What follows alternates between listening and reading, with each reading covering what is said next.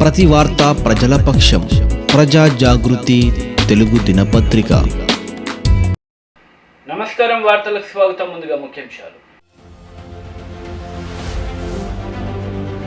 అప్పుడే పుట్టిన బిడ్డను 20,000కు అమ్మివేసిన తల్లిదండ్రులు. బిడ్డను పోషించే స్తోమత లేకనే అమ్మినట్లు వెల్లడించిన తల్లిదండ్రులు.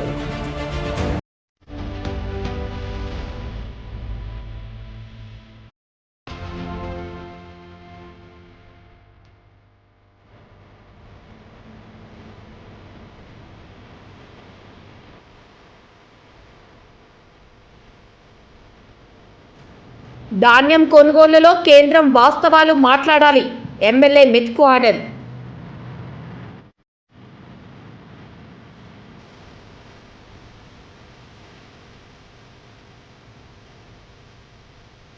బల్కంపేట రేణుకా ఎల్లమ్మ గుడి వద్ద రాష్ట్ర మంత్రి తలసాని శ్రీనివాస్ యాదవ్ చేతుల మీదుగా షాపులు, రేకుల షెడ్డు పనులకు శంకుస్థాపన కార్యక్రమాన్ని ప్రారంభించారు.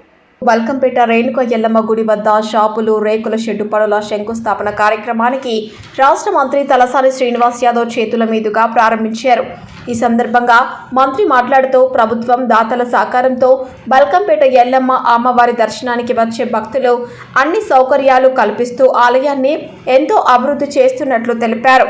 మరియు దాతల సహకారంతో నూతనంగా 86 లక్షల రూపాయల వ్యయంతో 48 షాపులు, రేకుల షెడ్లు పనులకు శంకుస్థాపన కార్యక్రమాన్ని ప్రారంభించడం జరిగిందని, అమ్మవారికి ఎంత సేవ చేసుకుంటే అన్ని శుభ ఆశీస్సులు మనకు కలుగుతాయని, తెలంగాణ ప్రభుత్వం అన్ని ఆలయాల్లో అభివృద్ధి కార్యక్రమాలు చేపడుతున్నాయని కొనియాడారు.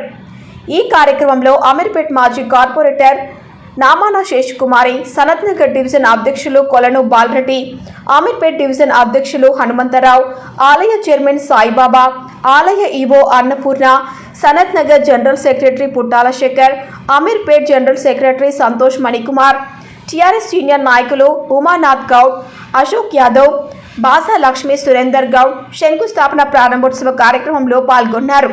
ఈ సందర్భంగా విరాళాలు ఇచ్చిన దాతలు కాంట్రాక్టర్ కేరం కొండ వినోద్ కుమార్ 1,00,000 రూపాయలు, గోల్నాకర్ నుంచి భూపతి రామ్ అన్నపూర్ణ దంపతులు 1,00,000 రూపాయలు, కాళికాల్ నుంచి రామస్వామి శ్రీలత దంపతులు 1,00,000 రూపాయలు, గులాబ్ సింగ్ రాజ్ పురోహిత్ 51,000 రూపాయలు, ఇంకా పలువురు దాతలు విరాళాలు మంత్రికి అందజేశారు.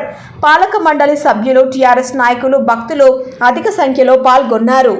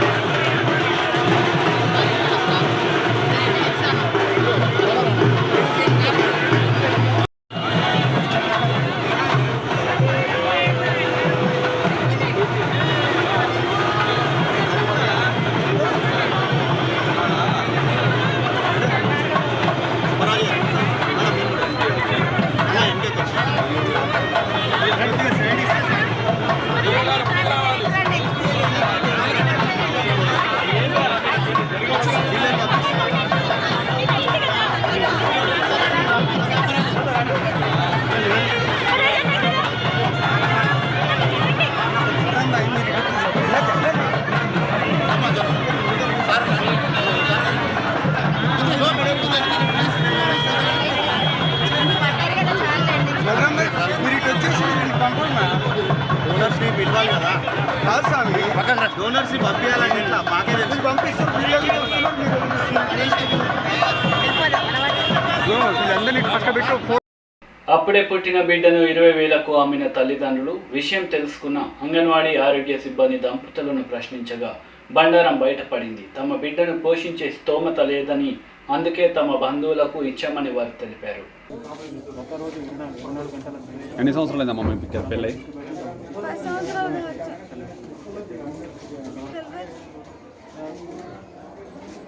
వచ్చి పండుకుండు పడిపోతుండు. నీళ్ళు పోసిన ఇల్దే వినకపోతే వరకు ఇంకా సరే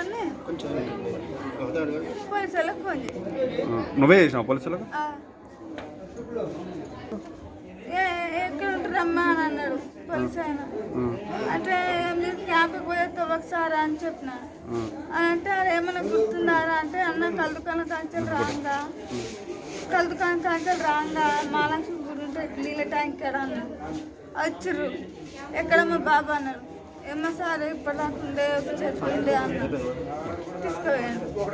ఎంపికలు ట్రాక్టర్ మొత్తం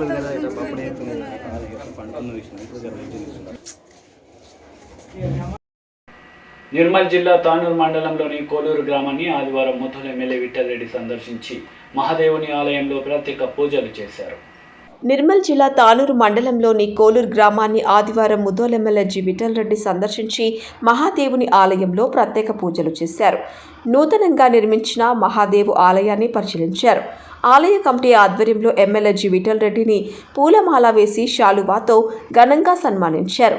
అనంతరం ఎమ్మెల్యే మాట్లాడుతూ తెలంగాణ రాష్ట్ర ప్రభుత్వం ఆలయాల అభివృద్ధికి ఎంతో కృషి చేస్తోందని పేర్కొన్నారు. దేవాదాయ శాఖ ద్వారా ఆలయ నిర్మాణానికి నిధులను మంజూరు చేసి ఆలయ అభివృద్ధికి కృషి చేస్తోందని తెలిపారు. కోలూరు గ్రామంలో నూతనంగా నిర్మించిన మహాదేవుని ఆలయం నిర్మాణం కోసం దేవాదాయ శాఖ ద్వారా 12 లక్షల రూపాయలు మంజూరు చేయడం జరిగిందని తెలిపారు. కోలూరు గ్రామంలో విద్యుత్ సబ్స్టేషన్ మంజూరు కొరకు కృషి చేస్తానని పేర్కొన్నారు. ఆలయంలో ప్రత్యేక పూజలు నిర్వహించారు. ప్రజలందరూ సుఖ సంతోషాలతో ఉండాలని ఆకాంక్షించారు. అఖండ శివనామ సప్తాహంను నిర్వహించడం గ్రామస్తుల ఐక్యతకు నిదర్శనమని వెల్లడించారు. ఈ కార్యక్రమంలో ఆత్మ చైర్మన్ పోతారెడ్డి, మాజీ ఎంపీపీ రాజన్న, స్థానిక సర్పంచ్ కాంతల చంద్రకళ శ్రీనివాసరెడ్డి, సొసైటీ డైరెక్టర్ గోవింద్ పటేల్, ఉప సర్పంచ్ యోగేష్, హైమద్ హుసేన్, కోలూరు గ్రామ శివాలయం committee chairman Bhuma Reddy, vice chairman M Shankar, పెద్దలు కాశీరాం పటేల్, సురేష్ పటేల్, విఠల్, దిగంబర్, గ్రామస్తులు తదితరులు పాల్గొన్నారు.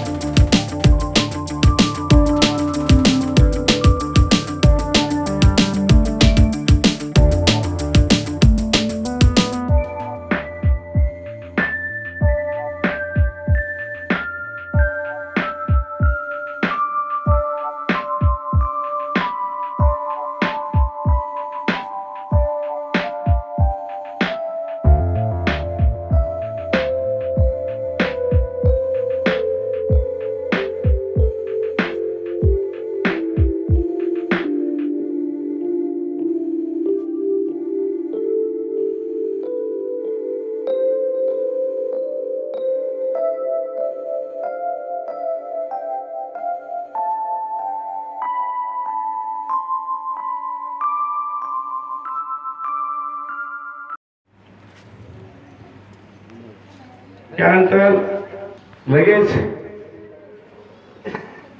तसेच జన మందిర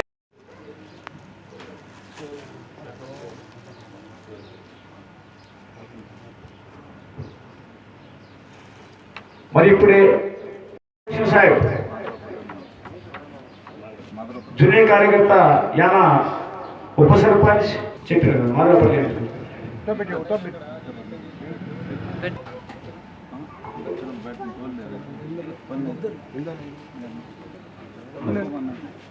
त्यानंतर गोपाळराव पाटील गोळगावकर या सुद्धा आमचे इथले जुने कार्यकर्ता काशीराम ताता यांना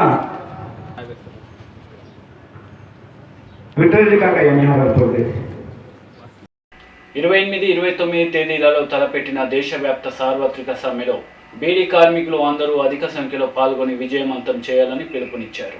28-29 తేదీల్లో జరప తలపెట్టిన దేశవ్యాప్త సార్వత్రిక సమ్మెలో బీడీ కార్మికులు అందరూ అధిక సంఖ్యలో పాల్గొని విజయవంతం చేయాలని పిలుపునిచ్చారు.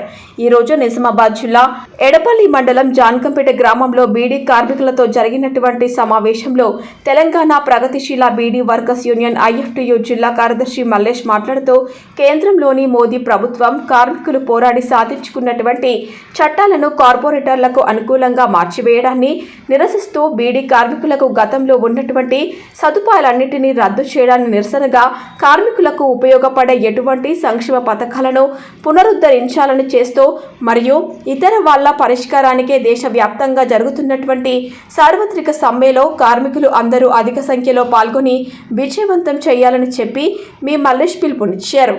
కార్యక్రమంలో ఐఎఫ్టియు జిల్లా నాయకులు బండారి లక్ష్మణ్, బీడీ కమిషనర్ దారు అశోక్, ఐఎఫ్టియు నాయకులు Y Krishna, U Lingareddy, U Ravi మరియు బీడీ కార్మికులు P Gangamani, U Savitri, U Narsubai, Latha, Navaneetha, Ramani, Gangamani, Roopa, Bhulakshmi, Yamuna, Vijaya, Nagamani తదితరులు పాల్గొన్నారు.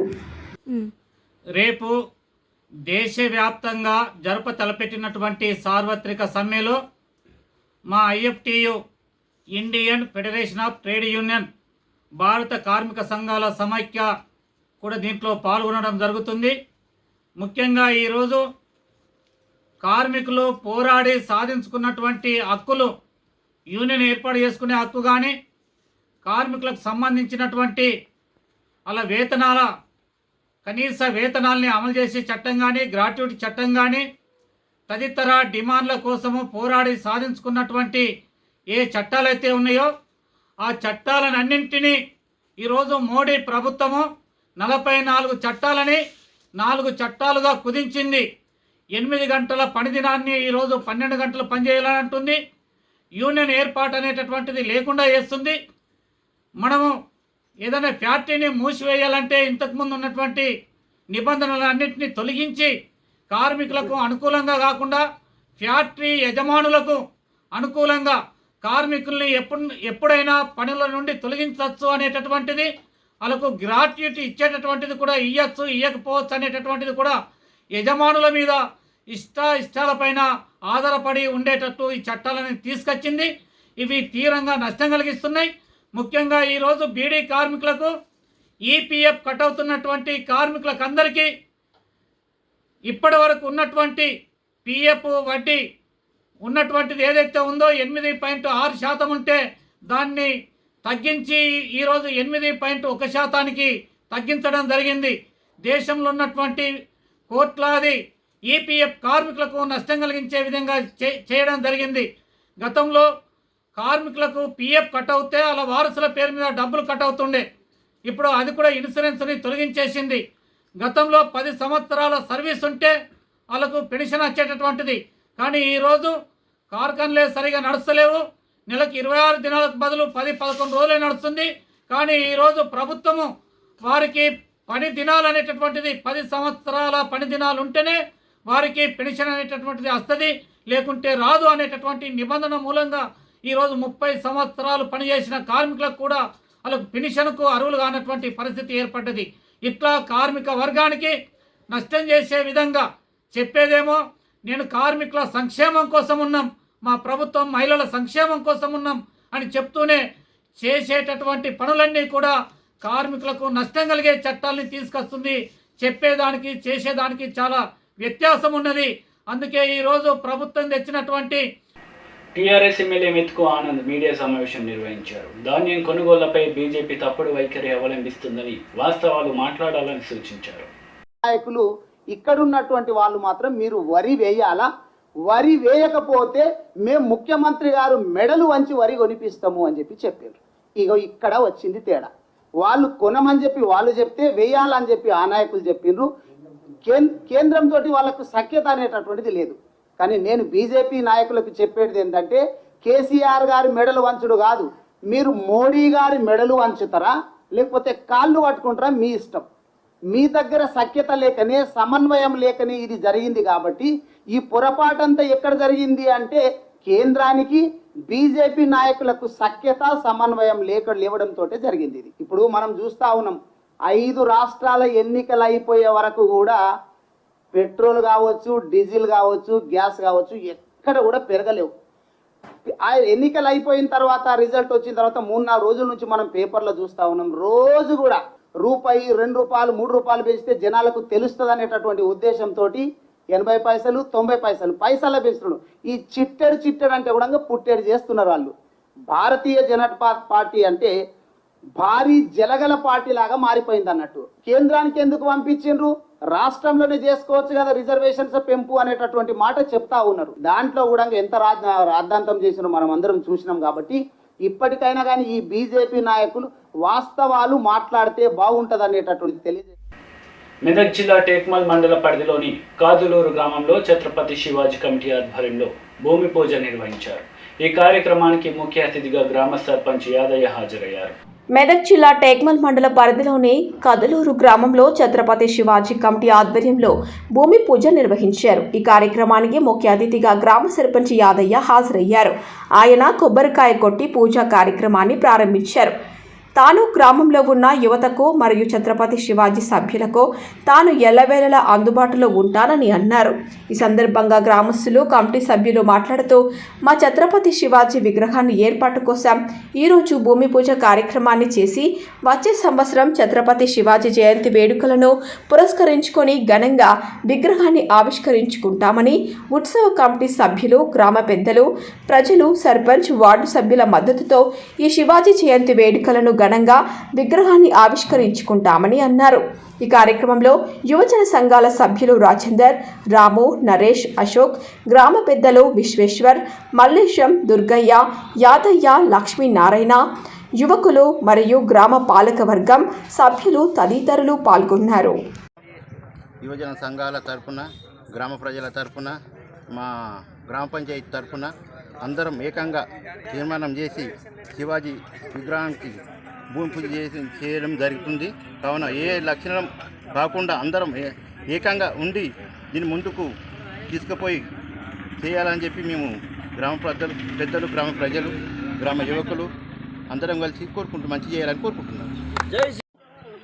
మరియు గ్రామ యువజన సంఘాల తరపున అందరూ ఏకమై ఈడ శివాజీ విగ్రహాన్ని ప్రతిష్టాపించాలని ఉద్దేశంతో ఇప్పుడు మన సర్పంచ్ గారు ఆయన చేతుల మీదుగా శంకుస్థాపన చేయబడింది. అధ్యక్షతన శంకుస్థాపన చేయబడింది. భూమి పూజ జరుపుడు అన్ని కార్యక్రమాలు పూర్తి చేసుకున్నాము. ఇక త్వరలోనే శివాజీ విగ్రహానికి ఫౌండేషన్ స్థాపించి శివాజీ విగ్రహాన్ని స్థాపిస్తామని అందరము గ్రామ సహకారం అందరిది ఉండాలని మేము గ్రామస్తులం అందరము కోరుకుంటున్నాం. జై గ్రామ సర్పంచ్, గ్రామ సభ్యులు, గ్రామ పెద్దలు, యువజన సంఘాల సహకారంతో వచ్చే శివాజీ జయంతి వరకు విగ్రహ స్థాపన జరపడం జరుగుతుంది. పెద్దలు, చిన్న పెద్ద అందరూ సహకరించాల్సిందే కోరుకుంటున్నాము శివాజీ కమిటీ నుంచి. వార్తలు ముగించే ముందు ముఖ్యాంశాలు మరోసారి. అప్పుడే పుట్టిన బిడ్డను 20,000కు అమ్మివేసిన తల్లిదండ్రులు. బిడ్డను పోషించే స్తోమత లేకనే అమ్మినట్లు వెల్లడించిన తల్లిదండ్రులు.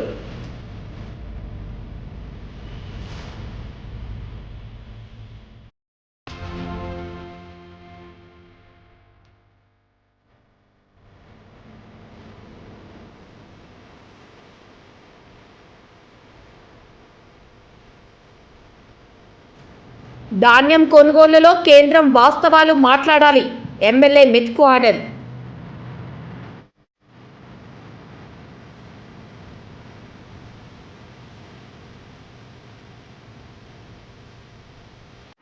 ఈ వార్తలు ఇంతటితో సమాప్తం. తిరిగి ప్రసారమయ్యే వార్తలు మళ్ళీ కలుద్దాం. అంతవరకు సెలవు.